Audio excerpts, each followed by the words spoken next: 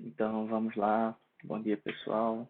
Hoje eu vou falar um pouquinho sobre um bloqueador neuromuscular, que é a succinilcolina. Então, começando pelo o que são bloqueadores neuromusculares, né? Eles são utilizados na anestesia para prejudicar a transmissão neuromuscular e para proporcionar um relaxamento da musculatura esquelética. Na anestesiologia, esses bloqueadores neuromusculares são muito importantes para realizar uma intubação orotraqueal. Eles facilitam a ventilação mecânica, justamente com esse cenário que estamos vivendo do Covid-19. Isso é muito importante. E promovem condições operatórias ótimas, como para uma laparotomia. Vai facilitar, ele vai paralisar a musculatura, vai deixar a musculatura no relaxamento flácido e vai facilitar os procedimentos dela. Então, os bloqueadores neuromusculares, eles podem ser despolarizantes ou adespolarizantes.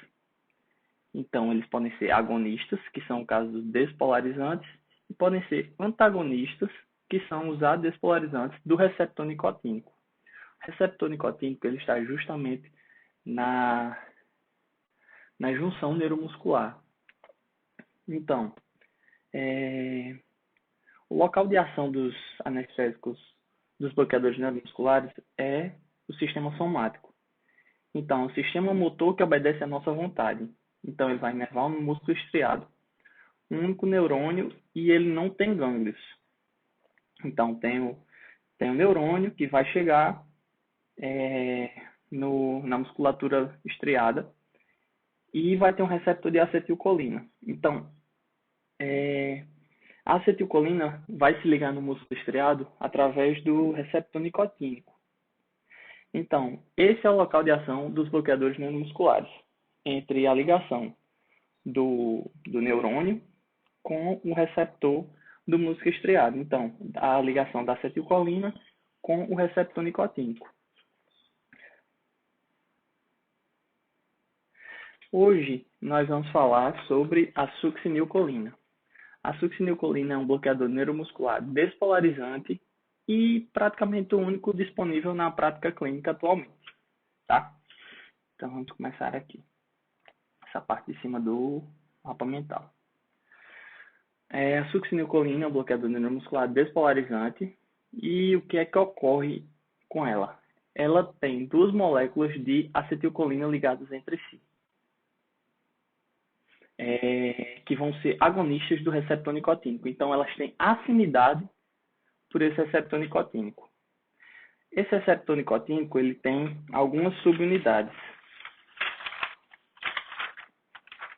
E a subunidade de ação do receptor nicotínico com a succinilcolina são os receptores alfa. Então, o receptor nicotínico muscular é composto por duas unidades alfa-1, uma unidade beta-1, uma unidade ômega e uma unidade teta.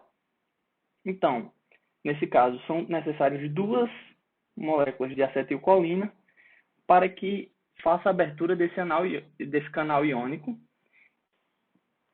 para que possa polarizar esse canal, para que possa entrar íons de cálcio dentro dele, Ca++, para poder realizar a contração muscular e deslizar a actina-miosina e fazer todo o processo de contração muscular, tá? Então, o bloqueador neuromuscular despolarizante, succinilcolina, duas moléculas de ACH, de acetilcolina ligadas entre si. Então, elas vão se ligar às duas subunidades alfa do receptor e despolarização à membrana. Eles vão despolarizar a membrana. Então, eles vão mimetizar a ação do ACH, por isso que ele é agonista e não antagonista, como o roucurônio, por exemplo. Então, como ele vai mimetizar essa ação, vai causar o que chamamos de fasciculações. Nas fasciculações, eu vou ter uma rápida contração muscular, e isso é bem característico da succinilcolina, e vai ter essa rápida contração muscular, ou seja, uma despolarização, e depois vai ocorrer uma rápida repolarização. Quando esse potencial estiver restabelecido para uma próxima despolarização, ele vai ficar, nesse momento, e não vai receber receptores. Então, o músculo vai entrar em um relaxamento flácido. Ok? Vamos passar. Então, qual as indicações de uso da succinilcolina na anestesiologia? Então, ele é um bloqueador neuromuscular de início rápido e de ação previsível. Então, no caso ali, 60 segundos, o bloqueador neuromuscular succinil já está agindo. Então, além disso, ele tem uma curta duração de ação, né? No máximo 10 minutos, ele também tem os efeitos de ação revertidos se não houver uma nova dosagem.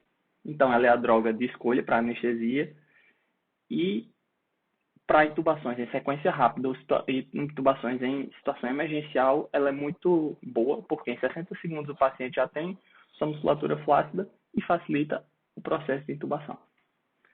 Por exemplo, da caída da língua, que é muito importante, né?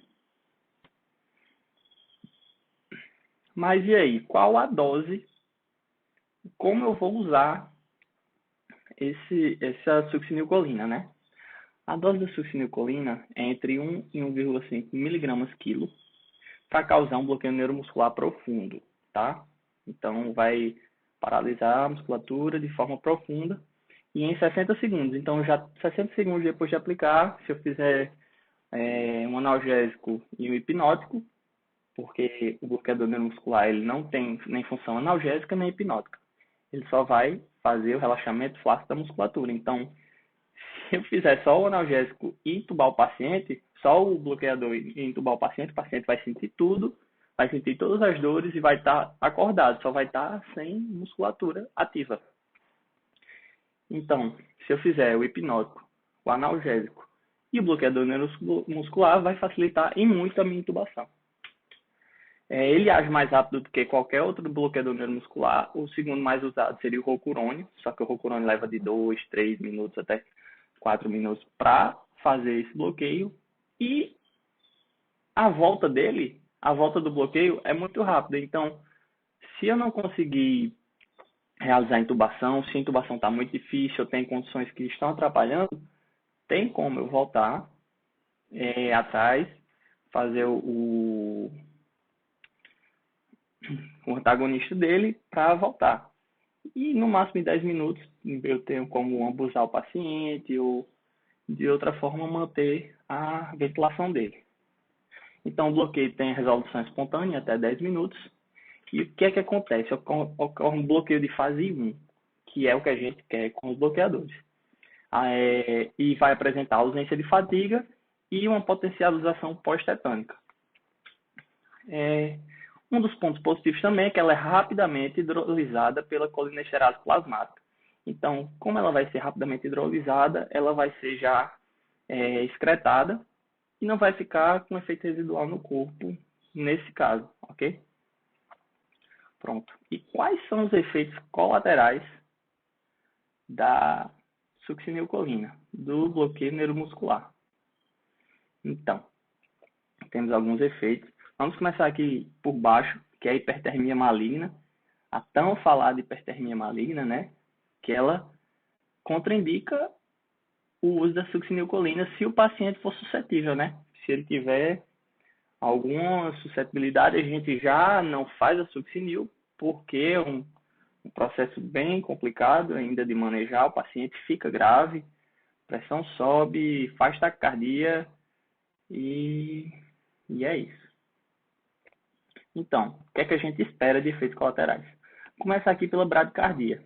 Ele vai fazer uma estimulação dos receptores muscarínicos no nosso sinoatrial, que não é uma ação que a gente espera que ocorra, mas pode ocorrer. É mais comum em crianças ou se usar doses repetidas de succinilcolina. O aumento da pressão intraocular é risco em pacientes com lesão ocular penetrante. Então, se ele já tem uma história prévia, pode ser que esse aumento da pressão ocular seja realmente o problema para a gente, quando fizer o bloqueador. Mialgia é comum em jovens saudáveis e que deambulam precocemente após a cirurgia, mas também não chega a ser tão preocupante. Já uma hipercalemia, em pacientes normais, o potássio sérico vai aumentar em mais ou menos 5 milimol por litro. Então, pacientes que já têm uma pré-hipercalemia existente, ou que ele já tem essa hipercalemia diagnosticada no monitor, que a gente vê o equilíbrio hidroeletrolítico dele e já vê que tem uma hipercalemia, é muito perigoso fazer, pois há um risco iminente de arritmia e até de morte. Com os pacientes com a hipercalemia pré-existente, o risco de morte é aumentado ainda por queimaduras, distrofias musculares ou paraplegia. Então, totalmente contraindicado. Em queimaduras, se for no segundo até terceiro dia, é seguro o uso do bloqueador, tá? Mas quando passa aí de semanas a meses, já é totalmente contraindicado, a gente não faz, tá? O aumento da pressão intragástrica por aumento da pressão no esfíncter esofagiano. Então, eu tenho aumento da pressão no esfíncter esofagiano, que vai aumentar, consequentemente, minha pressão intragástrica. Bloqueio, pronto. Quando eu falei, a gente queria um bloqueio de fase 1, aqui, ó, que tem ausência de fadiga e potencialização pós-tetânica. Um dos efeitos colaterais é a gente chegar no bloqueio de fase 2. Ele ocorre quando? Quando temos grandes e repetidas doses da succinilcolina. Então, vai ter uma estimulação do nervo periférico, eu vou promover fadiga e potencialização pós-tetânica ainda, tá? Anafilaxia. A succinilcolina é responsável por 50% das reações anafiláticas. Então, realmente, tem esse risco. E um bloqueio prolongado devido à ação reduzida da colinesterase plasmática. Então, por causas congênitas, o indivíduo já nasce com isso, tem alguma alteração ou alguma alteração adquirida na vida, que se for previamente entendida na avaliação pré-anestésica, se a gente tiver alguma forma de saber, também é uma forma de evitar a succinil, tá? Então, por hoje é isso, pessoal. Essa foi a succinilcolina. Passei rapidamente e de uma maneira mais didática, com um mapinha mental. Vou até diminuir aqui para se alguém quiser bater o print.